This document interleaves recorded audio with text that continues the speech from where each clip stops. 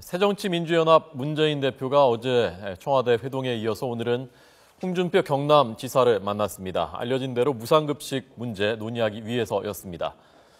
그런데 문재인 대표는 끝난 다음에 마치 벽을 보고 얘기하는 것 같았다라고 말했고, 홍준표 지사는 대안을 가지고 올 줄 알았더니 대안은 하나도 없더라라고 말했다고 합니다. 박종혁 기자 전화 연결돼 있습니다. 박 기자 나오십시오. 네, 박종혁입니다. 네, 별 성과 없었던 모양이군요.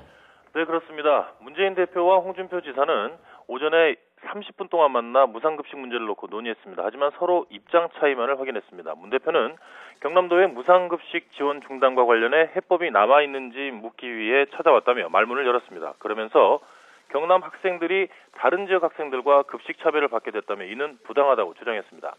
또 박종훈 경남교육감과 만나 이 문제를 해결하기 위해 노력해달라고 당부했습니다. 홍 지사는 이에 반해 무상급식 중단 대신 내놓은 서민 자녀 교육 지원 사업의 필요성을 주장했습니다. 국가 재정이 어려운 상황에서 보편적 복지보다는 선별적 복지를 통해 필요한 곳에 예산이 지원돼야 한다는 평소 주장을 다시 한번 강조했습니다. 회동은 30분 동안 이루어졌는데요. 두 사람은 입장차를 좁히지 못하고 평행선을 달렸습니다. 문 대표는 북유럽이 무상급식을 실시할 때에도 우리보다 재정이 어려웠다고 주장했습니다.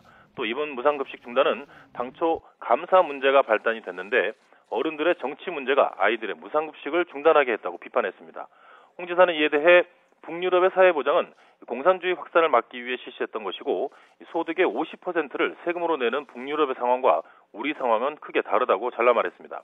또 무상급식은 중단된 것이 아니라 선별적 급식으로 전환한 것이지 감사 문제가 그 발단은 아니라고 주장했습니다. 특히 홍 지사는 도의회에서 이미 지난해 결정된 예산안을 지금 와서 다시 논의한다는 것은 맞지 않다고 주장했습니다. 두 사람은 30분 동안 회담을 가졌지만 이처럼 입장차를 줄이지 못하고 끝났습니다. 지금까지 창원에서 YTN 박종혁입니다.